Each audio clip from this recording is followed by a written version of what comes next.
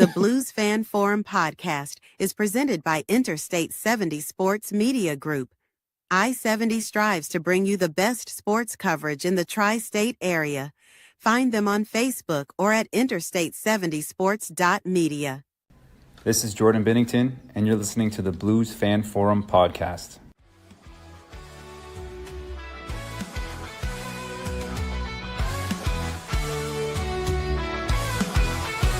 Skating on the ice, under St. Louis city lights, where the Blues play with all their might. Jordan Cairo, fast on the attack, but defense falters, gotta cut him some slack. In rubber tongues, we find our glory. His skills shine, the team's best story. St. Louis Blues, we wear the crest. In Jordan Bennington, we put our trust to the test. On the ice, we fight, and we must, for the city we love. In the blue, no we'll thrust.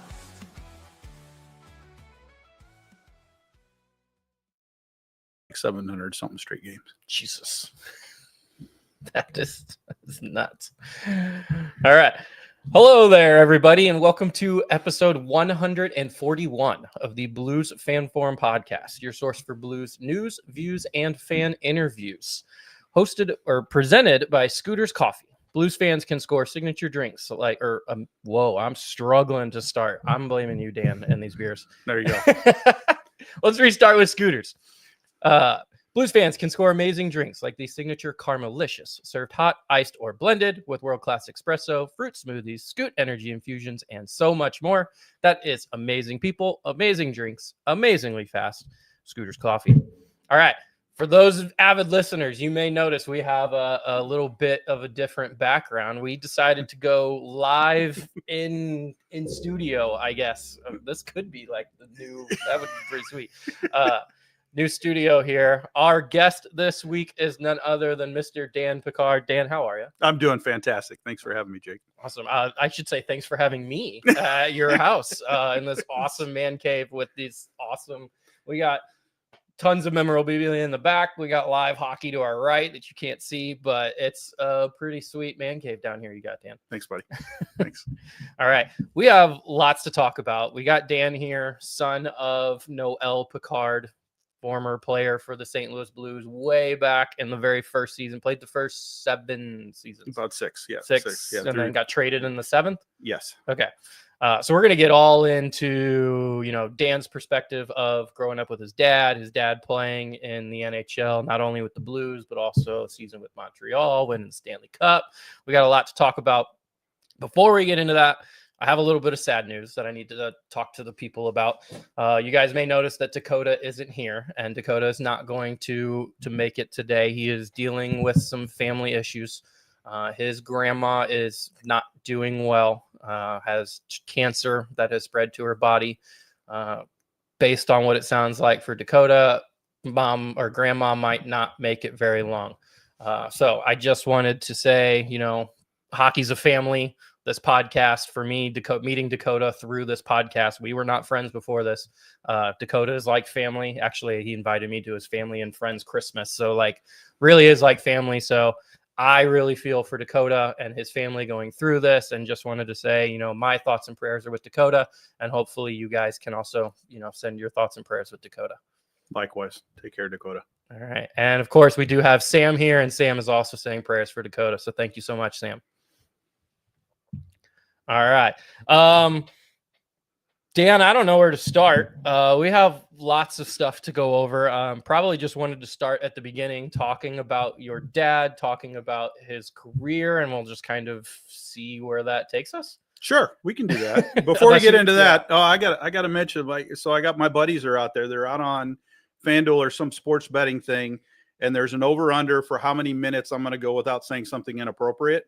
The last I knew it was at 2 minutes. So we'll see if we 2 minutes. 2 minutes. 2 minutes. I know we got an hour or so. If I make it 2 minutes without saying inappropriate, some of my buddies are going to lose some money. So I'm hoping I can do that for them. When we first started this podcast, we started as family friendly, and then I was like, this is a hockey podcast. I can't have a hockey podcast be family friendly. So I'll do my best. I'll do my best, but the money's not in my favor. So, yeah, I'll talk about Dad a little bit. So Dad started his career in Montreal growing up playing, little guy hockey, and ended up in the junior hockey leagues in his early 20s. Him and his brothers came from a family of 10. So his 3 brothers all played as well. Roger, the older brother who actually played with my dad here at the home opener in '67, who just passed away. So Uncle Roger, sorry to have you pass along. Rest in peace. But lots of good memories there. And then his other 2 brothers also played, Gilles and Mark. And Gilles' oldest son, Robert, actually played in the NHL. He played with, started off with Washington, and then made a couple trips around different teams, and ended up retiring in Detroit in the 90s. So Dad was in the juniors, was playing in the minor leagues in '64, and got called. He was in Omaha, where him and my mom got married. And in Omaha at the time, they were getting paid. They weren't getting paid a whole lot of money. And then as Dad would get penalties, they would have to pay their fines. And Mom said there was a couple of times where Dad didn't get a paycheck. So players had to pay the fines. They had to pay his fines. So he didn't get a paycheck for a couple months. And my mom had to put the Did they get penalty or fined for all of their penalties, or just like the majors? Like, I don't know. We probably should have a conversation with Mom and find out. And I didn't realize this was going to blow up the way it did. Otherwise, that I had Mom with us, and things could probably get really unfamily friendly if we had Mom along. She could tell you some really good stories. But yeah, so you think about it, they weren't making a whole lot of money, and then so he got called up. Played with Montreal through the end of the '65 season, played some regular season games and a handful of games in the playoffs, and won a cup in '65. And I think he said he made $3,700 that year. $3,700. Yeah. Winning the Stanley Cup. Yep. I mean, he played 16 games with Montreal, and he had 3 in the playoffs. So, I mean, but that's still like, you won the Stanley Cup, and I make more in a week or in a month. I mean, yeah, he was, they all had, he was working as a bouncer. I think he drove a gas truck during the summer times. They were doing other things because there just wasn't the money. They didn't make the money, Now, did the bigger names on that team, all of the future Hall of Famers, yeah, those guys, I'm sure those guys were making a lot more money, but it wasn't, even with inflation, right? It wasn't making the value of what they were making here. I think the most he made in his career, I think he made 40 one year. He made 40,000. So in early 70s, you could buy a house for 30 or 40 grand. So probably comparable to maybe say like 200,000 or 300,000 in today's money. So, but still not the level that they made. No, not nearly. I think a rookie deal is like 900, like 900,000 now. My dad always says he was born a couple years late, right? Right? Or early. He wished he'd have been born a little bit later. So 65 with Montreal, and then into the minors. Played in Houston, Providence, Rhode Island, and then made his way out west to Seattle, Washington. Played the season with the Seattle Totems. They won the World Hockey League Championship, or the Western Hockey League Championship that year.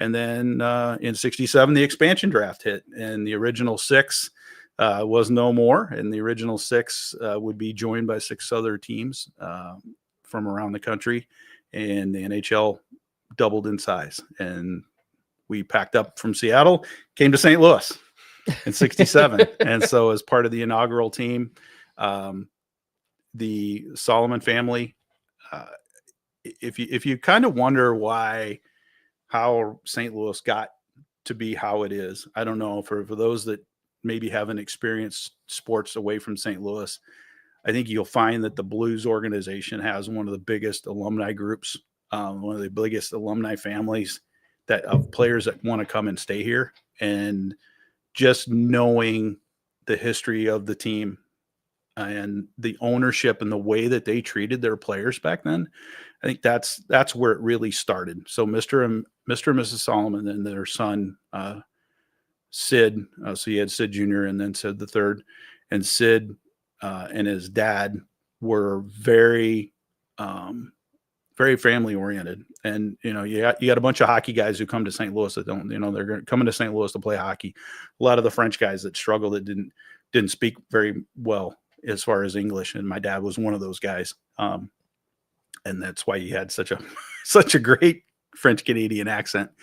But that organization just really from the get-go wanted the players to feel like family. We got invited to their houses. The players and their wives would go over and watch movies, sit in their family theater and watch The Godfather and stuff like that. And at the end of the seasons, they had a hotel down in Florida, and we would go down to Florida, all the families, and go down to Florida and play on the beach for a week or two after the season. And they were just amazing people. And they really instilled kind of that family orientation into the team. And I think it just carried on from there. The players were away from their families in Canada. You had very few American players back then. Red Berenson, I believe, was probably one of the only ones on the Blues team that was from the United States. The rest of them were probably all Canadians. There were maybe a handful more. But they're away from their family. So the team was their family. We'd have family parties over at our house that would last into the wee hours in the mornings. And they just did everything together. And then that was from the ownership down. And I think that's the roots of the Blues alumni organization. After that, Bruce Affleck was key to kicking that off. He started with the Blues organization in the mid 70s and just carried that tradition on. And that's just a really important fabric of the Blues organization. That's how they came. That's just, I don't know. It's weaved into becoming a Blue. And it is, if you watch, we were talking earlier, there's a YouTube video out there. It was a VHS tape that's on Blues history called True Blues. It's on YouTube if you look it up. And it has a bunch of the history stuff about the Blues, about how it came to be and how they picked the team name, and the Solomon family's in there, and they're talking about all that kind of stuff. And it's just really cool how that team, it just became really important. And I think Barkley is the one that talks about it. They talk about, Montreal, if you throw your jersey on the ground, you can't throw your jersey on the ground with the crest. The crest doesn't hit the floor. It's like an American flag touching the ground. And they said, you get pissed off, you come in the locker room and you throw your jersey on the ground, the blue note doesn't hit the ground. And that was just something that they felt really proud of. And Dad going back, and playing in Montreal, his first NHL game that he ever got to see played was the first game that he played in. That's pretty crazy to think about, right? And they, as much as it was an honor for him to wear that crest for Montreal, to wear that blue note, it made him feel different. It was just different. It was different because of the players that they played alongside. It was all of the fans that they played for, and that the fan base here in St. Louis was fantastic. I mean, it was crazy. Like I said, we were talking earlier, there's some pictures on the walls where you watch these early Blues games, and you didn't just go in a jersey and a t-shirt. And these people would get all decked out in their finest suit, like they were going to church on Sunday, and their fur coats, and they would go to the Blues game. And it was an event. I mean, it was different. It was just different. And it just became such an important part of that sports era of the late 60s and early 70s. It just kind of set the groundwork for the organization. All right. I wanted to touch on, as you were going through that, the Alumni Association. So I've heard multiple times that St. Louis has one of the best alumni associations, and you being, born in 67, right? Yep. Okay. So being very young while your dad's playing, most of your, teenage and adult life would have been spent with Dad being retired and then part of that alumni association. So what was some experiences that you got to have, with that alumni association? And well, they, the Blues players would go out and help in the late 60s. There was a rink called Winterland, and there's a bunch of local guys. I can't even get into how many guys I can think of. I know all of those guys that started out at Winterland and the different clubs around the area. But the Blues players would go hold camps during the summer. They had a Winterland hockey camp. So my dad and Barkley Plager and Red Berenson and Gary Sabrin, those guys would go out and they would skate with them. They would skate with these kids and go out and all these different rinks that were around town. They were integral in getting the Afton rink put together. And then Afton was really big in junior hockey in St. Louis.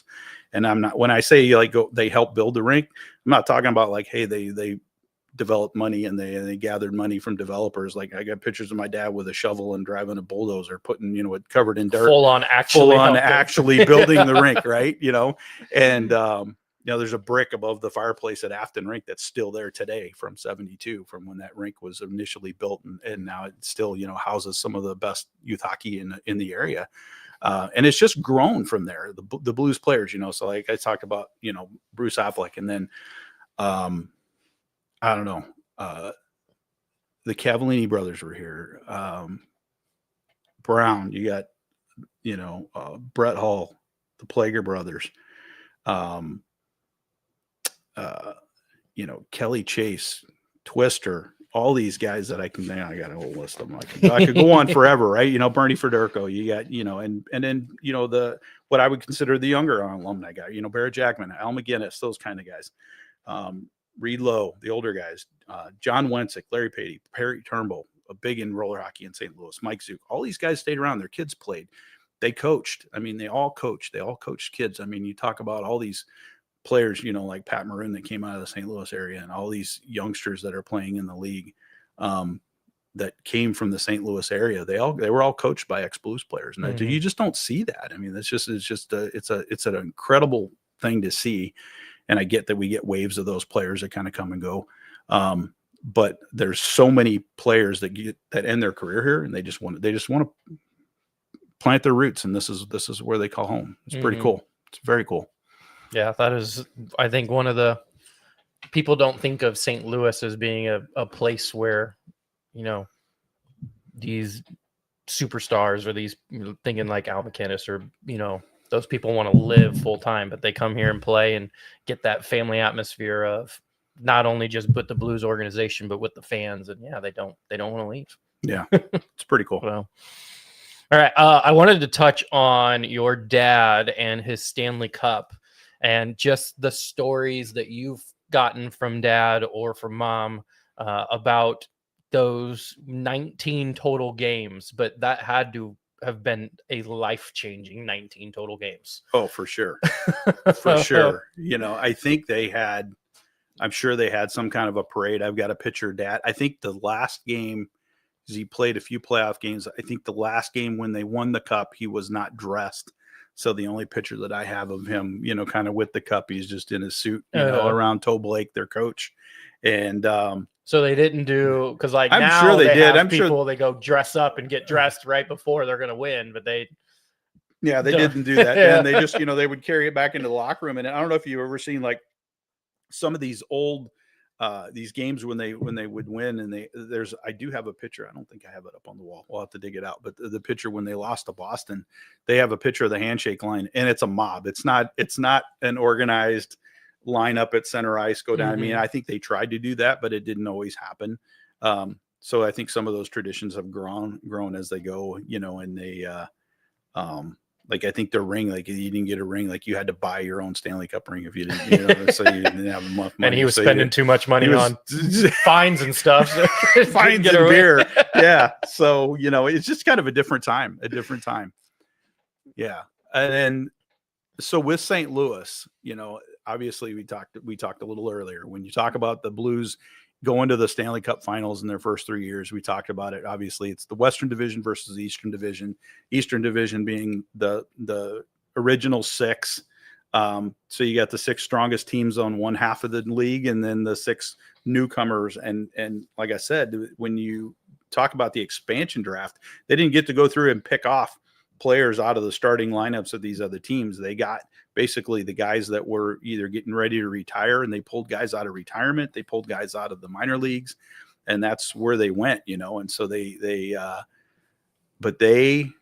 flourished. I mean, they really, being kind of that top team in the Western Division 3 years in a row, and gelled, and they had just incredible memories. I mean, you talk about the style of the play that they played against these top teams in the East, and they played for each other like, I don't know.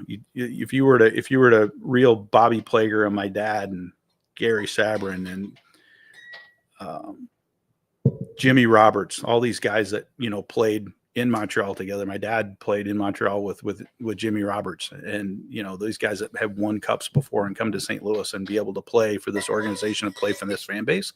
It was just such a cool thing that they did. I mean, they just wanted to do everything for the fan base that they could. And yeah, it was a heartbreaker. They lost. We talked about it. They lost three series. 0-4. Right? They didn't have one win in the finals. A stat most Blues fans know. Unfortunately, the last series against Boston, they had to have, as my dad would call it, as he's signing it, and you can see it up here behind us. My dad would sign it, and some people would say, "Oh, can you sign this picture?" And my dad would look at it and jokingly say, "Oh, not this damn picture again," and he would sign it. And he always said, if you had to give up a goal to somebody, it would be Bobby Orr. Bobby Orr was just a fantastic talent, just an incredible, changed the game of hockey for a defenseman, and just a genuine, just a true gentleman. And it was tough. I think my mom says she didn't, I don't think he talked to anybody for 3 or 4 days after that one. So that was pretty tough. But they had a lot of fun together. They played hard. They played hard. They partied harder. I don't remember who I was talking. I was talking to one of the guys that I went to Chaser's charity cancer event that they did for Chaser this past spring. And I was talking to somebody. I was like, there is no way that the Plager brothers and my dad would survive like 2 or 3 days without having to go, get canceled with the cancel culture, because they would do something. Someone would catch it on video. It would not be good. It would not be good. They would not survive in today's modern world of cell phones and everything else. Which I don't think most men, especially in hockey, most men in hockey probably would. It's not a good thing. It's not a good thing. It's not a good thing. Nope. Let's see. I had something. And I wanted to get to it. It was something before the picture. Oh, before we get more in depth on, that damn picture. Looking at the Stanley Cup finals that the Blues made, and also just winning their division for the first 3 seasons. I know the first season was kind of close, and I think they ended up getting third. But you talked about the team coming together and playing really well. And that second and third year, I didn't pay attention to the scores or what the points were, but apparently they kind of swept the West. They really kind of picked things up, and carried by Glenn Hall, their goaltender, and then they pulled Jacques Plante in. I mean, if you look up, 2 of the top goaltenders in all-time history, that played with the original 6 teams, is your Jacques Plante is your backup to Glenn Hall, or Glenn Hall is your backup to Jacques Plante. However you want to look at it, those 2 guys won the Vezina Trophy together. They as the top pair. I think it was done a little differently back then, but they won the Vezina Trophy together as the top goalies in the league, and just centered around just a tight defensive core. Al Arbour was their team captain, who later would go on to coach the Blues, and then he coached and GM'd in New England, or New York, with the Islanders. And Al Arbour, to my dad, was like their best. He was the best captain. Obviously he played under Jean Beliveau in Montreal, but as a coach, he said, as a player's coach, he was one of the top guys. And they played hard. Now, they played under Scotty Bowman in his early years as a coach, and he was learning how to coach. There's always some shenanigans going on that they would be doing on the road, some things that they get caught, and Scotty would catch them, and they would have to skate extra laps or whatever they were doing. But it was worth it. But they would play for Scotty, and they would play for each other. There was a couple times, and my dad, Bobby Plager, makes a comment, something to the effect of, when I played with Noel Picard, I was 6'4" and weighed 230 pounds, and when he was sitting in the locker room, and he wasn't on the ice with me. I was 185 and 5'11", and that's how they played for each other. And those two guys. And I think there's a story. I don't know, you guys, if you haven't read it, and I was telling Jake about this one. This is Tales from the Blues Bench, and I'm not pitching it because it's hard to find. But it's a book that Bobby Plager wrote with Tom Wheatley from the St. Louis Post-Dispatch several years ago. But it's got some fantastic anecdotes that Bobby tells about on the bench, on the road, the crazy things that they did. They held together as a family. They traveled together. The trip they went on to Montreal, they were in Toronto, from Toronto to Montreal, big snowstorm, so they couldn't fly. They end up taking a train. They're on the train, they're partying, they're doing whatever they're doing. And I think Gus Kyle, who was one of the announcers with Dan Kelly at the time, was telling the guys, "Hey, come on, guys, you gotta shut it down. You got to do whatever." And my dad wasn't too happy about that situation, and they kept the party going. And I think everybody got ready to go to bed, their little bunks or whatever. And they're partying on this train. They're on a train. When do they play? They're in like between. They're playing the next day in Montreal, I think, crazy. right? And so Dad chucks one of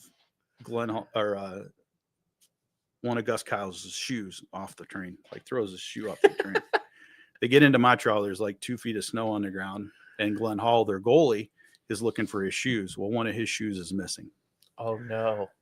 And so Glenn, being your traditional goalie, the goalies, everybody always says the goalies are kind of crazier. The goalies are the mental ones, right? So if you don't know the history about Glenn Hall played with everything that he had, and he would throw up before the game. He would sometimes throw up in between the periods because he was trying to get himself mentally ready for the game.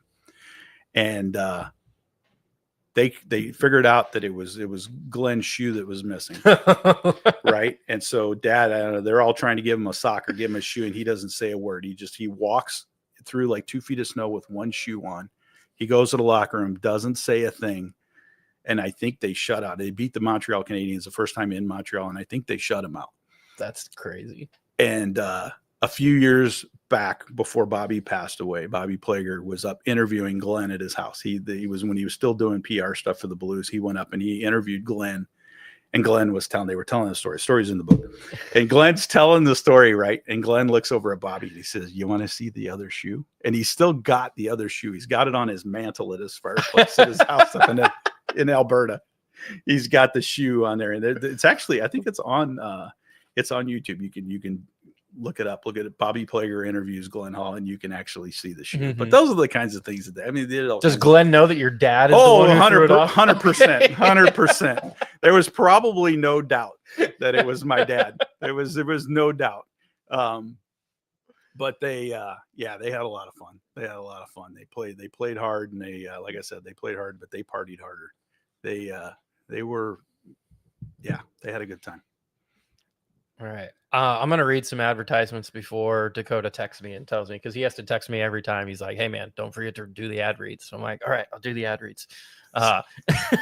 So talked to you guys about scooters earlier. If you can, check out our favorite scooters, which are on the drive-thrus at Highway 143 and Troxler Way in Highland, or Vandalia Street and Indiana Avenue in Collinsville, or you can check out any of our other 30 or the other 30 locations in the greater St. Louis area. That is amazing people, amazing drinks, amazingly fast Scooters Coffee.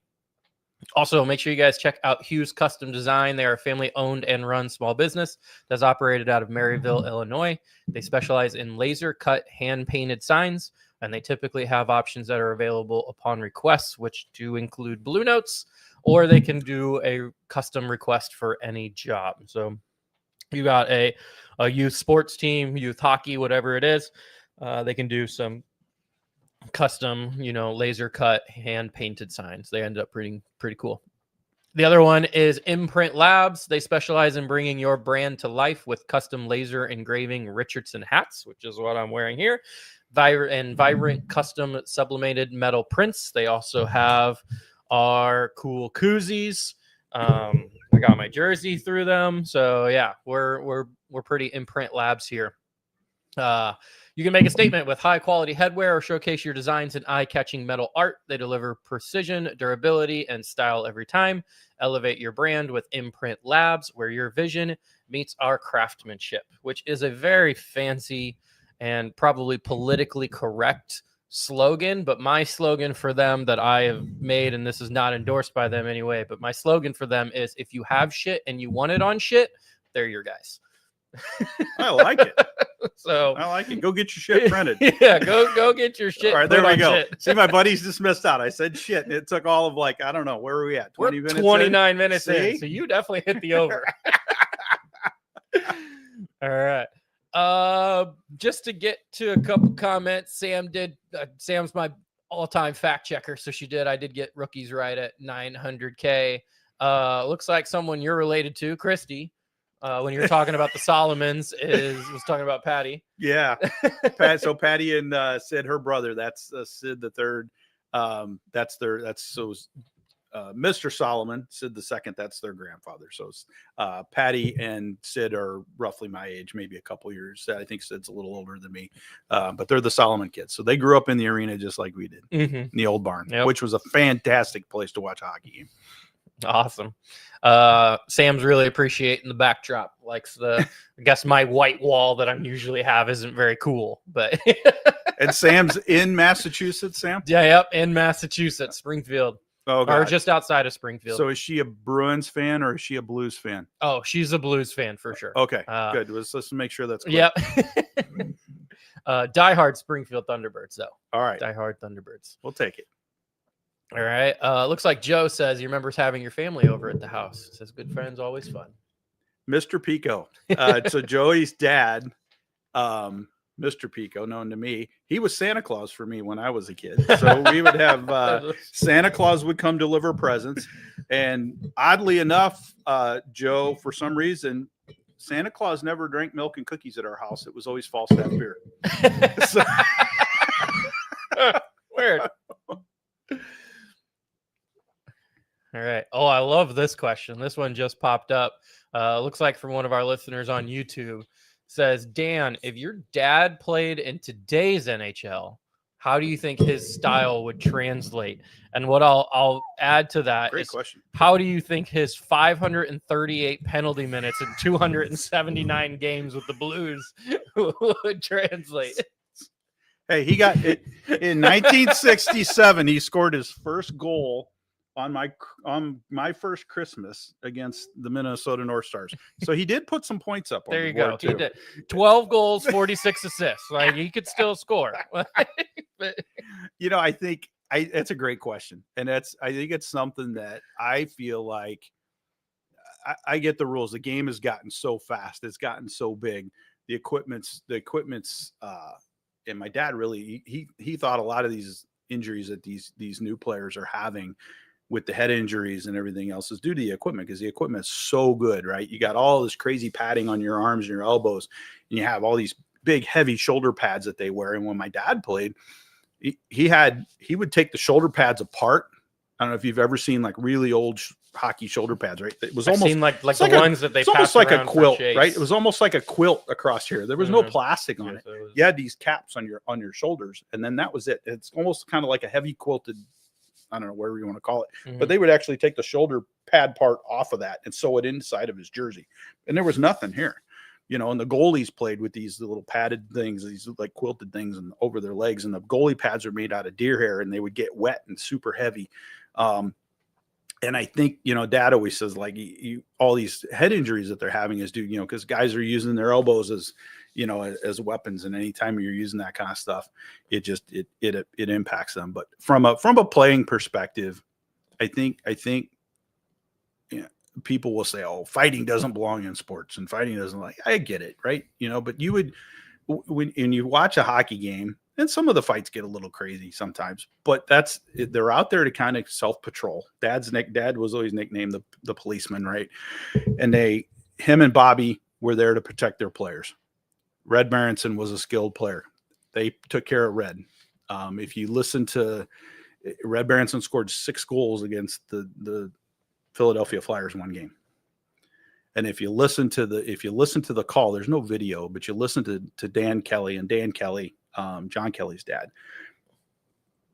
Nobody I've ever heard, you could close your eyes and see the game. That's how good he was on the radio. Not even talking about TV, on the radio.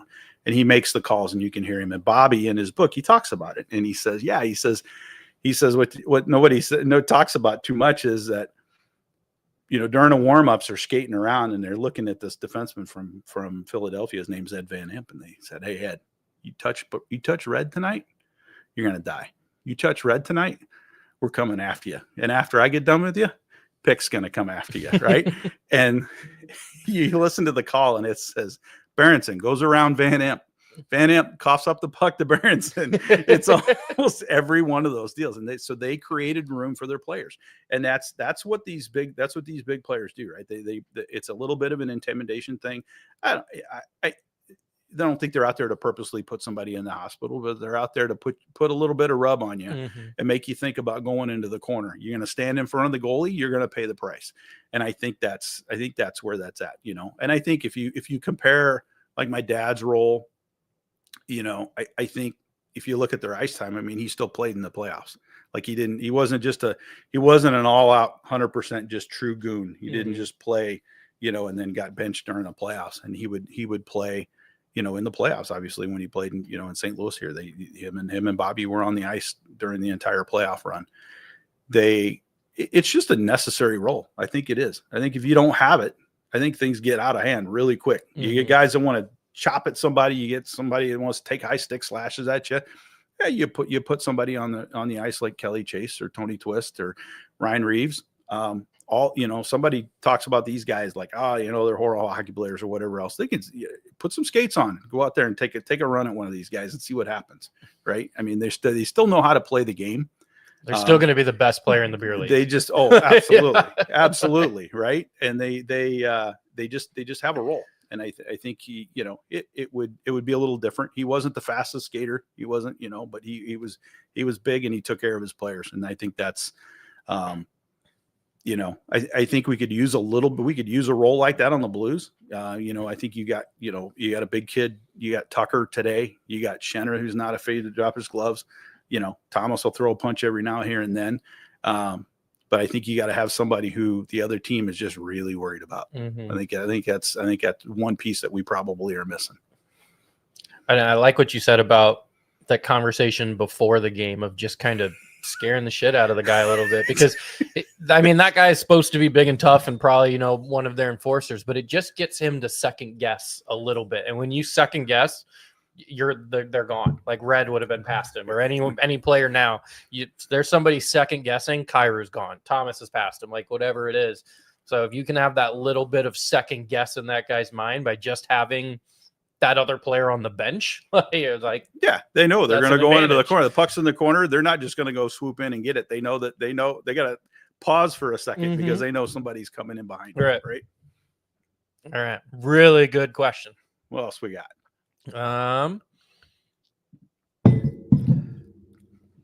Jason says, "Epic man cave, Dano." Jason, he's one of my old Air Force buddies, and he roots for one of those red teams up north. I won't say what it is. Oh no, not the red ones.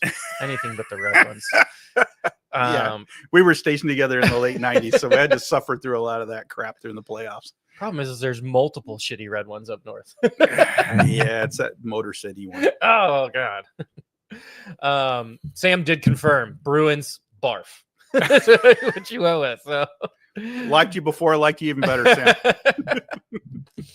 All right, and then Wade's got a good question here for you. He said, Dan, please talk about your dad playing street hockey with the kids on Lintel. On Lintel subdivision. Old school stuff. Wade, thanks for asking.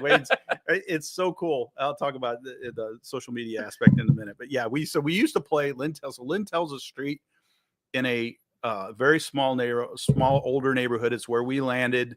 It's where I was going to school in the Melville School District, South County. And I don't believe you can even park a car on one. If you parked a car on one side of the street or the other, you probably can't get more than 2 cars through there at a time. It's a fairly narrow street, and we would play street hockey out there. And I don't know, for those of you that are a little older, you may not recall this, but for those of you that are younger, may not recall this, but we used to play street hockey, and you'd have these little hockey nets that were, I don't know, 4 or 5 feet wide. They weren't full regulation nets. They were these little aluminum jobs. You put a net on it, and we would play street hockey, and then a car would come and somebody would yell, "Car!" And then everybody would pick up the nets and move off to the side, and then the car would go by, and we were out there. I think at some point some of us had those old school, like metal roller hockey skates, and we would, or not roller, just roller skates, Mm-hmm. you know, the 4-wheeled metal roller skates, and we would play street hockey out there. And Dad would come out and play with us. A lot of good memories on Lentel, Wade. A lot of good memories. I would be remiss if I didn't mention my self-adopted big brother. So you think about this. This is probably 1970, 71. This kid comes to our door and knocks on our door. And my dad answers the door, and this young teenager is there. And he says, you know, "Mr. Picard, my name is Dave Angers, and I would like to be your friend. Can I mow your grass?" And my dad's like, "Well, sure." So he mows our yard, you know, my dad's just playing along with this, you know, my dad tries to pay him. He doesn't take any money. He's like, "I'll be back next week." My dad says, "Bullshit." He says, "You'll be back next week and I'll pay you." So David starts to mow our grass as a kid. One of the other babysitters got sick or something, and then Dave ended up babysitting for my sister and I. And Dave passed away a couple years ago, and we miss him. But you know, you got this teenage kid that's it was so funny. He would talk to my dad, and my dad would, you know, just engulf his hand with his big paw, and, you know, and Dave looked up to my dad, and just the kind of cool relationship that he had. And all the kids in the neighborhood, I mean, they would come over and swim in our pool and play hockey in the streets, and great times. Good times. Sounds just like an awesome, you know, suburb area. Yeah, it was amazing. Cool. And there were some knockdown drag out parties at that place too. I think the neighbors behind us, I don't think were really quite happy to have us, but there was always a couple police officers that were invited to the parties to make sure that we had representation. That's well planned. That's well planned. Yeah. All right. Let's see here. Jason did comment again, but I can't show it on screen because it's some disgusting letters. Yeah. And can't say anything inappropriate, Jay. Yeah. All right. I wanted to talk about that damn picture a little bit more. We kind of brushed over it.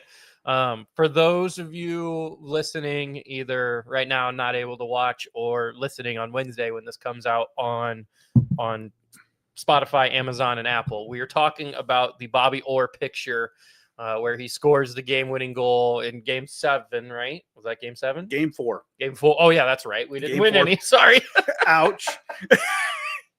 Game 4 scores the game-winning goal, and he's like flying in the air, and you see him celebrating. It's, if you Google Bobby Orr and then go to images, it's actually the second image that pops up. The guy in the background that just so happened. Did your dad trip him, or did Glenn trip him? No, my dad tripped. Okay. So Noel is the guy just right in the middle of the photo, actually, just in the background, kind of giving a little pissed off smirk. Kind of looks like a, damn it, this dude flying in the air. But yeah, Noel is standing in the background. So I guess my question for you is, response for your dad kind of in the early days of seeing that picture, you know, not necessarily go viral, but kind of, you know, in you know, before internet, go viral, and then kind of living with it now.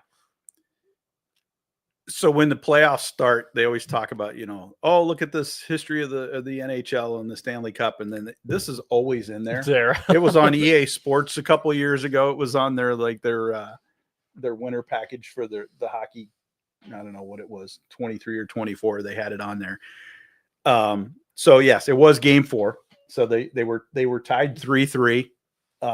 So it was Game 4. Bobby Orr wore number 4. My dad wore number 4, and it was the fourth goal in the fourth period because it was in overtime.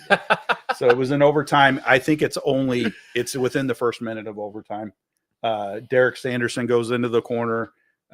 He feeds Bobby passes it to Derek Sanderson, I believe, and Derek Sanderson kind of tosses it back to him out to the point. My dad's watching the front of the net. Bobby comes, down if you're looking at the rink, down the right side, cuts in front of the net, shoots.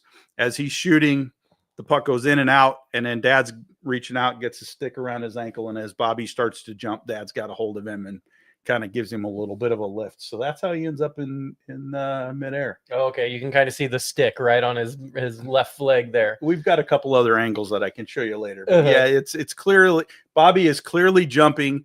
Dad is clearly trying to hold on to his foot. But that's what helped him give him kind of like the parallel with the ice is getting your dad's stick in there. There it is. And it's actually, there's a different view of it, but Sports Illustrated has, I think it's called like hockey in 100 pictures, hockey history in 100 pictures or something. And it's unfortunately on the cover. Yep. Again. The cover. Again. Yeah. And Glenn, the goalie, gives up the goal. And like we were, you're talking about my dad's perspective, and they would have these autograph signing things and sign these pictures. Bobby's just he's such a classy guy, and just changed the sport. And he was so quick.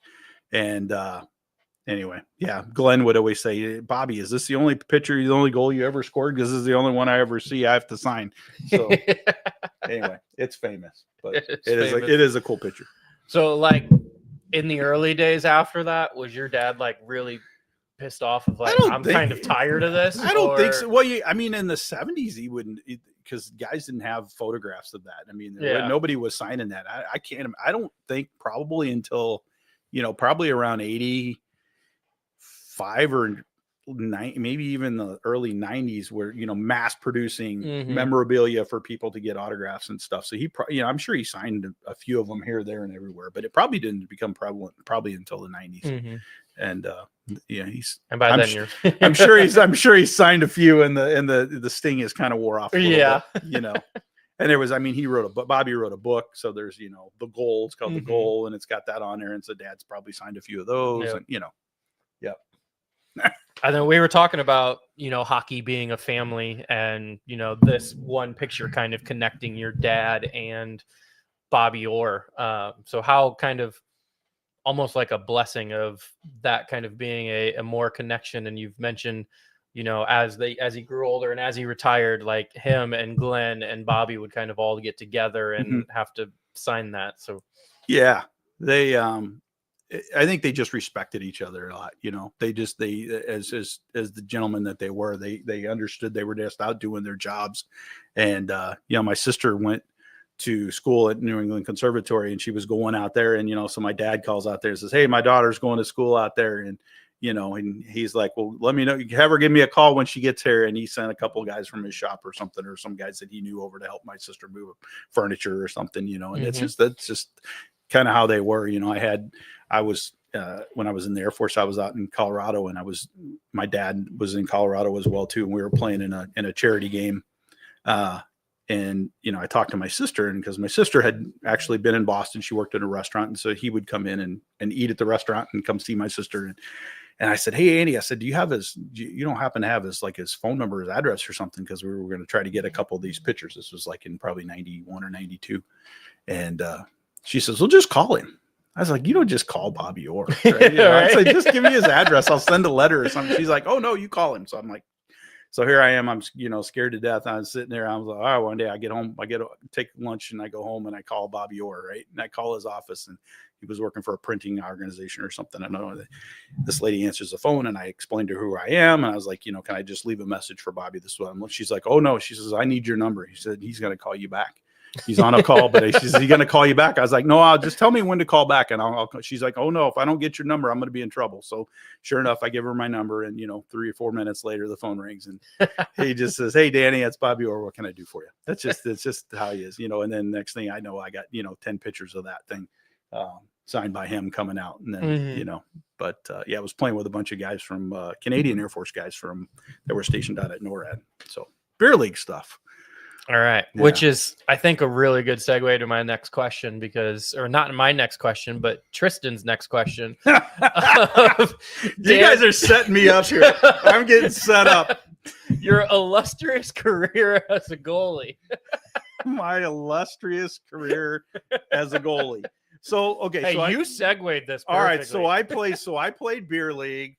I played little guy hockey up until I was like 8. So I guess I would have been like a mite at that time. At Afton, I was always the kid going the wrong way. Hey, look, Noel Picard's kid's on the ice. Which one is he? He's the one that's going the wrong way that can't stand up. That was me. So I carried that tradition on very well. Tristan, we did a genetic workup, and it skips a generation in my family. So that explains why Caitlin was so much better than me. But so it's like twins. So I did play and I coached. I'll get back to my goalie career. But I coached Caitlin when she grew up and was coming up through the ranks with a bunch of my fellow parents. So we started the Scott Hockey League when I got here. I got here to Scott Air Force Base. There was a bunch of us playing in Cahokia, and then they built the Fairview rink.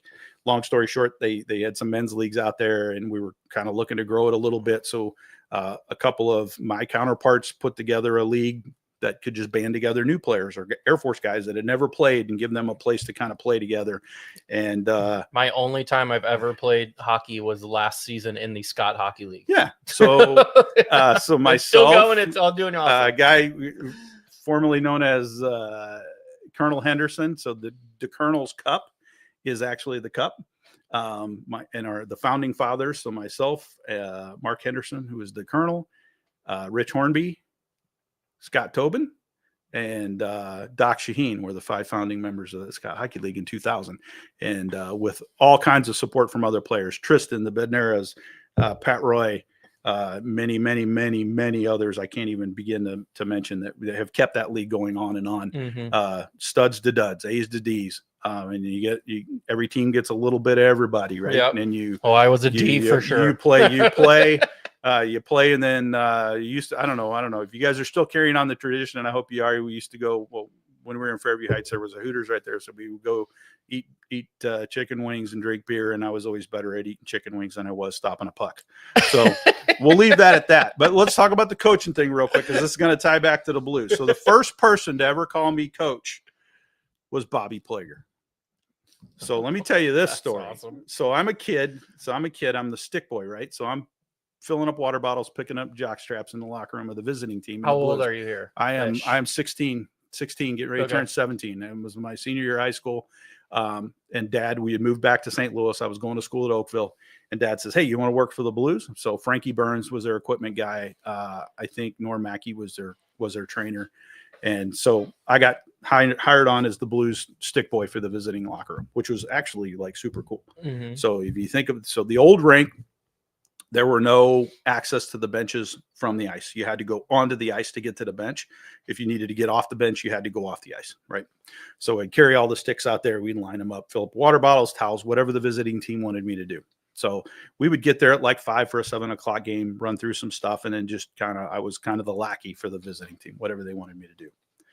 So towards the tail end of the season, the Blues end up trading Mike Liut, who was my like goalie hero that I watched play. And Mike was the Blues top goalie, had played in all-star games, was doing very well. They trade him. And then right before the playoffs, the media is talking about, how is the Blues team going to fare without their top goalie, because they traded him off and all this stuff. And so before the games, we would meet up kind of in the media room, and they would have, hot dogs and sodas and stuff. And so this reporter's guy, and I tried to look for it. I couldn't find it, but I know I've got a copy of it because we went and pulled it out of the library archives. The media guys are talking about the impact of the fans impact of like what they thought about, this Mike Liut trade. And so this guy's talking to me, and I was like, I'm, a little worried, we gave away our top goalie, but it's a good group of guys. I think we'll go far, something like that, whatever. So a couple mornings pass. I'm coming down the steps, and my dad's getting ready to go to work. He's eating breakfast, and he's laughing. And he says, "Hey," he says, "Danny," he says, "come here." He says, "You got to go to work tonight?" And I said, "Yeah." And he really starts laughing. He's like, "Oh, this is going to be good." In the newspaper, there's this big article. Fans react to Mike Liut trade right before the playoffs, right? And then the tail end of it is ex-Blues defenseman Noel Picard's son didn't think the trade was very good. But, he says, we'll do okay because it's a good group of guys. And I'm like, oh, you've got to be kidding me. So now, Did you not know that this guy, when he was asking you, was going to? I didn't know he was going to put it in the paper, right? So take this frame, take 100 pounds off of it, skinny little, punk teenager kid. And now I got to sulk and sneak my way through I had to go to the Blues locker room to get my stuff to take to the visiting locker room, right? So if they're out of tape, I got to go through the locker room to get there. So now I got to go through the Blues locker room and sneak through there. So I'm sneaking. This is a time when everybody is reading that. Oh yeah, Like, I mean, there's no social media, right? So you get the 10 o'clock news, and you got the Globe Democrat, and you got the Post Dispatch, and everybody's reading that stuff, right? So I'm like, all right, I'm going to sneak in there. And we were playing Minnesota, and the North Stars guys, it was Larry Ness and Doc were their trainer, and they're giving me all kinds of crap. They're laughing because they know what's going on. And so I'm sneaking through the Blues locker room, and Bobby sees me and comes up behind me and grabs me by the back of the neck, and he looks at me dead in the eye, and he's not very happy, and he says to me, "Hey, coach, who are we going to start tonight?" And then he just kind of gives me a shove and walks away. And I'm like, oh my God, you got to be kidding me, right? So anyway, the Minnesota guys were quite hysterical because we got swept in the playoffs. It was back when they did 5-game series. So we got swept 3-0. So they said they should fire you as a stick boy and hire you as a GM. But that did not happen. But anyway, there's my coach story. So thanks, Tristan. My illustrious career as a goaltender.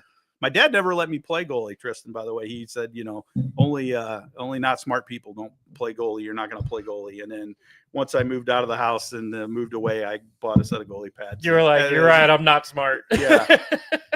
Yeah. Great stuff. All right.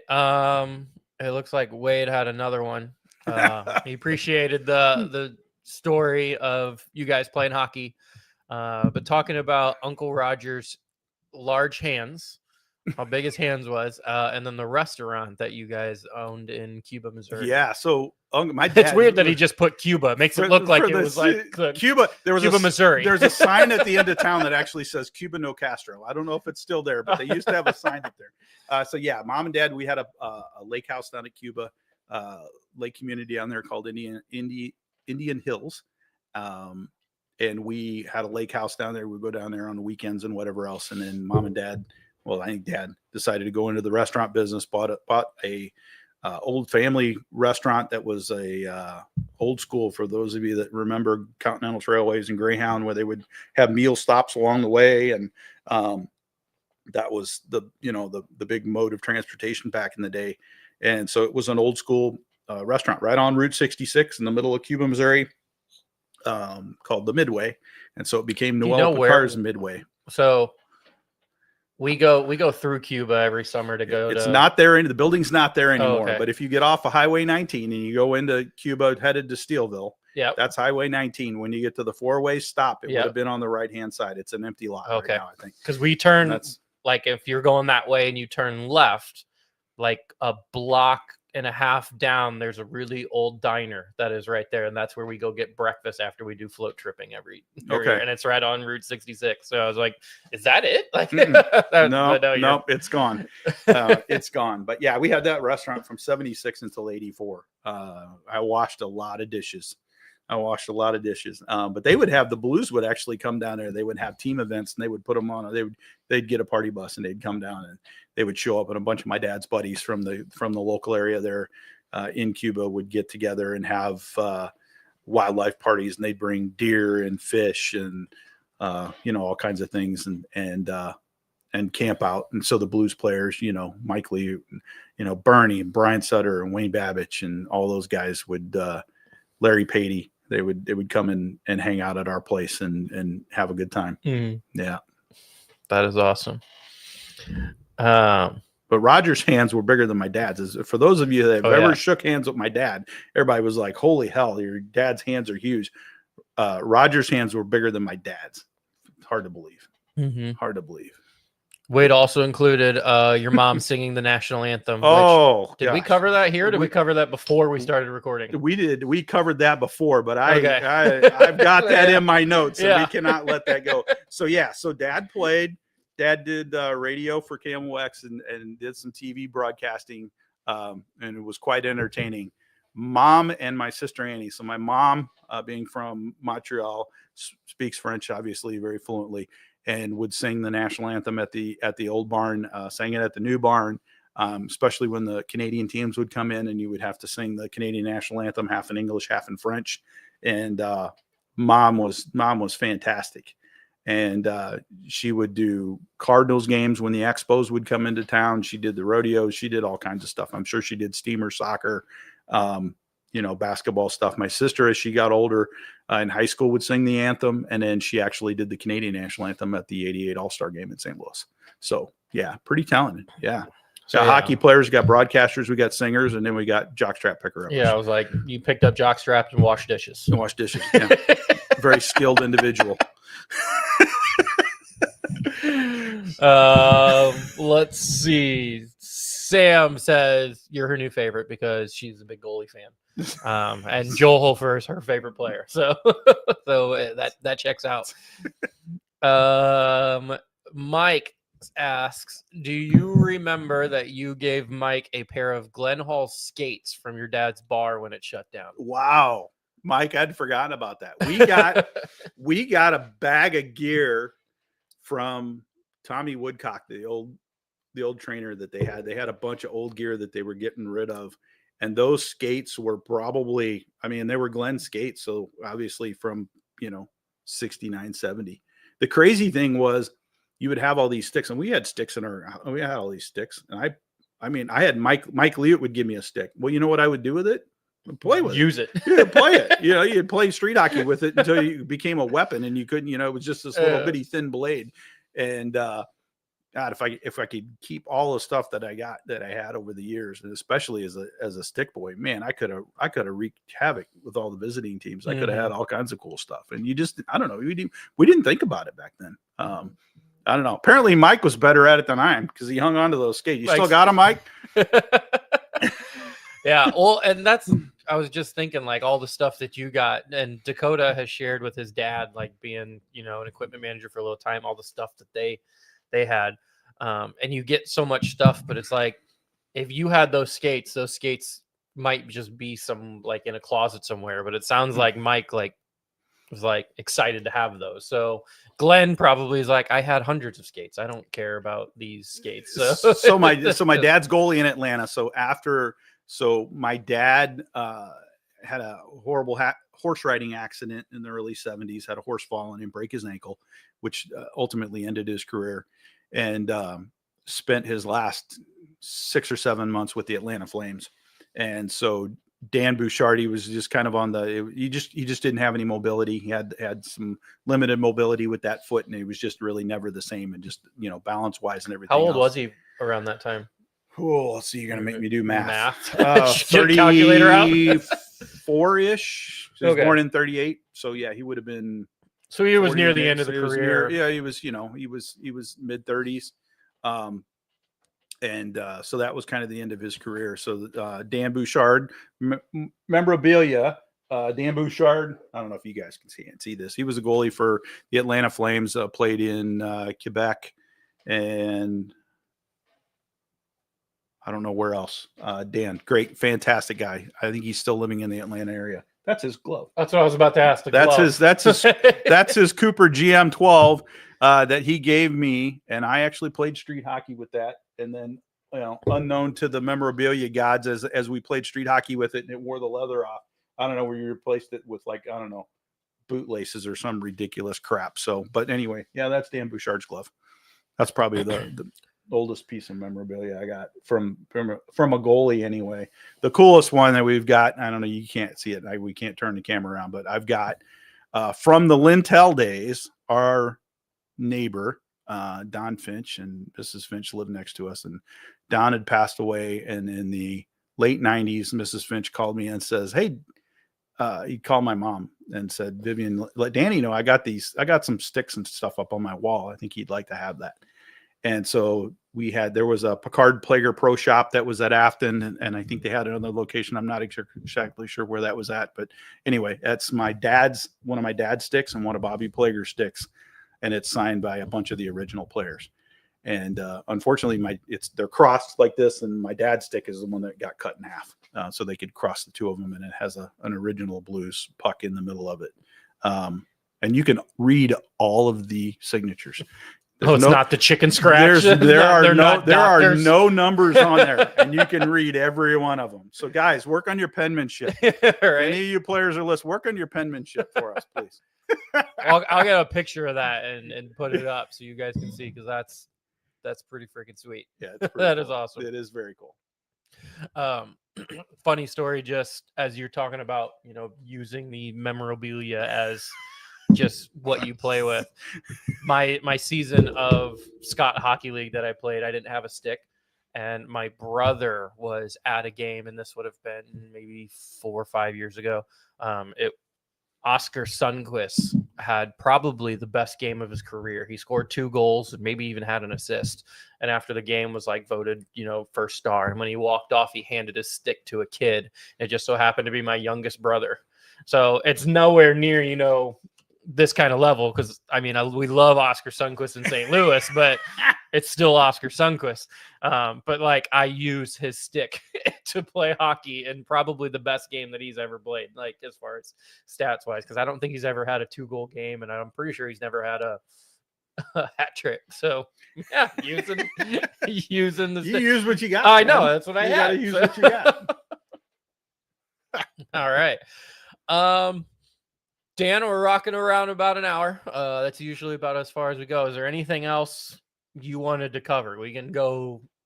Oh yeah, I got a couple closing comments. And we could maybe talk about the original or the current season or whatever. But I just want to kind of publicly say, I know so Dad passed away. It's been 8 years now. My dad passed away, and when he died, the comments from his fellow players, Bobby, Glenn Hall, were just, it was so cool, right? When your dad passes away, I had to call, I call my wife, I call my mom, we call Caitlin, and then, we let our son know, Drew, and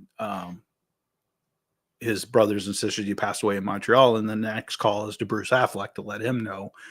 And then it's going to get out. Word's going to get out, right? And then as it got out, I'm horrible at social media. If I'm bad at it today, I was really bad at it 8 years ago. So I leaned on my wife quite a bit.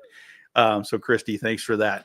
By the way, she's up at Lucky Lefty, our gaming parlor up in Trenton, Illinois. So if you need a place to go, have a cold brew, maybe put some money in a slot machine, or just hang out and watch Blues game Lucky Lefty in Trenton.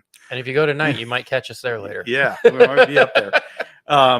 But it started to snowball, and all of these websites, these, Blues fan websites and stuff, and Wade and Mike, who are on here and on there quite a bit. Joey, I know Joe Pico left a message on there it was so cool to read, just like we're talking about today, but it's like, oh my God, your dad was so cool. We were at this bar and he was talking to me, he would go hang out with my uncle or my, he was my mom's favorite player, or just getting all those stories you didn't know. All those stories of it. Yeah. I mean, how many, he came and visited me when I was a kid and I was sick in the hospital, or just all these, it's such a cool thing that he touched so many lives. There's a video out there of him getting interviewed. I think it was Andy Strickland was interviewing him, or maybe it was I can't remember, it was the young lady who used to do the interviews with the Blues in between periods or something, they interview the alumni guys, and man, Dad just he would get really emotional and he would just tear up, and Bobby Plager and Bernie would have to bail him out all the time. And, but just talking about the Blues and wearing a blue note and playing for the fans was just such a big part of him. And it's just really special in that our family, our immediate family, has gotten the opportunity to do a lot of cool things and talk to people like yourself, and, give our little take of history, from Blues history, from the guy who carried jockstraps in the visiting locker room. There's a headline for it. Right. It's just such a cool thing, and our kids got to be around it, got to go hang out in the locker room, and Caitlin took her her graduation pictures down at the rink, and Bruce got her in. She got, put on her jersey and took a picture in the locker room. Then she goes in the locker room and meets Ryan Reeves, and she was just like awestruck. I got to meet Ryan Reeves in the locker room, just kind of stuff like that. And it's just, Drew, our son, and myself and my dad played in the last alumni game at the rink, the old arena at the old barn in '94. And we got to be on the ice, all three of us together. Just some pretty cool stuff. Just some pretty cool stuff. So thanks for giving me the opportunity to do this. And I don't know, hopefully I didn't make too big of a fool of myself. And we got a lot of cool stories. If Bobby Plager and my dad were here, this would absolutely not be a family-friendly discussion. You'd hear some really good stories that you can't really tell anywhere else. So we need an explicit version of the book. Is that what you're saying? the Scott Hockey League guys. There's certain establishments that were nicknamed church. So after we would go, Dad would come in town. The Scott Hockey boys would go. We'd drink beer. We'd eat chicken wings, and then we would end up at some lesser approved establishments. Church. The church. Yeah, there's a lot of neon signs, and so we would end up there, and a lot of great stories. And Dad just loved telling those stories and sharing with those guys. That game of hockey, it's something crazy. And I will go over, but this team, for those of you that are out there that are Blues fans, this team's going through some crap right now, and there's some locker room stuff they got to get straightened out. I think they've got a couple wins under their belts. Don't get discouraged. It's those guys having a bad day. You have a bad day at work, and nobody's yelling at you, and it's tough. I mean, those guys, they're not enjoying playing when they're losing. And you watch our goalies have struggled a little bit, and then we played Boston a couple days ago. I'm trying to remember the stats. We got beat by Boston, but we outshot them like 39-20 something, right? And their goalie stood on his head. And then the last two games, we've got outshot both games, won both games, blocked twice as many shots as the other team, and still come out with a win. So our goalies, both of them, Metter and Hofer, both coming up with two big wins back to back. The players are going to pick up on that, and they'll be okay. They'll be all right. Still a fun game to watch. I don't know what else is better out there. Don't want to offend anybody out there, but Gary Unger once said I could play right field in a wheelchair, and it didn't make a lot of the Cardinal players at the time feel really bad. But Gary played 7. I don't know, and I don't know if he's listening or not. But Gary's on one of the Blues fan deals, and Gary set the Ironman record. I don't know what it was, some ridiculous 720 games straight without taking a game off from an injury is insane. I mean, back in the era when they played is just absolutely insane. And it's a crazy sport. I mean, these guys just play through all kinds of nuts. You see them on the bench bleeding. You see them getting stitches and coming back. They give it all, and it comes from that first season and that first group of ownership. And it's all about that blue note that they wear on their chest. So proud to be a Blues fan. And meanwhile, you got NBA players taking a game off for rest. You got this or a chipped fingernail, or I don't know. All right. I'm a soccer growing up. I played soccer, high school, college growing up, but I always acknowledge, and I've said it multiple times on here, soccer can be boring to watch. Like it's not as fun to watch. Hockey is by far the best sport to watch and enjoy, whether you're watching it on TV or watching it in person. It is the best to just sit down and enjoy. It is. So, all right. That's kind of about it. You kind of covered the last couple games, which I guess was kind of the last thing on my list. But yeah, lost to Boston, beat Ottawa, beat Montreal. Two big wins that, the Blues really needed. I keep telling myself, the Blues won 12 straight last year. And that 12 straight started with 2 in a row. And that's where we're at now. So, we could be pretty much the same roster we ended with last year. Right. They took the best team to Game 7, right? I mean, that's there's a lot of talent in there. So they'll get themselves straightened out. At the very early in the year, Hofer was really struggling, and it's almost kind of flip-flopped. I don't think Bennington is struggling nearly as bad as Hofer was at the beginning, but Hofer's kind of become the stronger, maybe 1A at this point, where Benner's the 1B. But during that time that Hofer was really struggling, me and Dakota went to the Blues and Utah Mammoth game, when the game that Logan Cooley got a hat trick in 10 minutes. Yeah, it was ugly. It was ugly. And so they pulled Hofer naturally. I think he'd given up 4 or 5 goals at that point. And I'm not going to lie, I felt bad. And I mentioned this on the podcast, but the whole place started booing Hofer.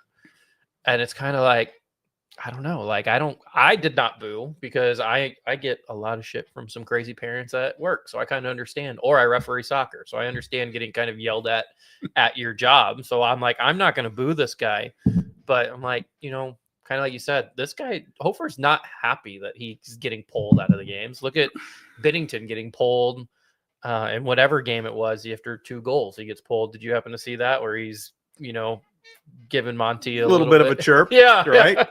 That's healthy, though. I mean, that's good. That's a little fire. That's what you want, right? Did you hear Monty's comments after it? Oh yeah, he's like, oh, he's just telling me he loves him, or he loves me, and I told him I love him back.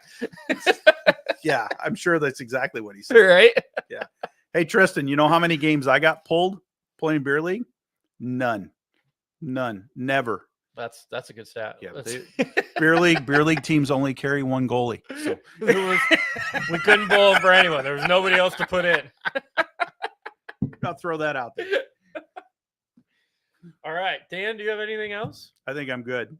All right. Come back and I'm excited to sift through these comments and definitely get you on my watch and read list, because this has been fun. Awesome. So I really enjoyed this. So maybe we can grab somebody from the alumni. Maybe we can pull somebody else in. That'll work. Maybe we'll get the Plager kids to come on here or something. That'll be awesome. I'm always up for good stories. Those guys have got some great stories for you. So maybe I'll get them lined up for you. Awesome. That'll be perfect. Dan, thank you so much for coming on. This place is awesome. Thanks for having me over. Yeah, just thank you, I guess, for everything. You're quite welcome, buddy. Just before we go, make sure you guys check out Scooters, check out Hughes Custom Design, check out Imprint Labs. And then if you heard it from the beginning, prayers to Dakota and his family for his grandma. Dan, last thing, just give me a big let's go Blues and we'll get out of here. Let's go Blues! All right. See you, everybody.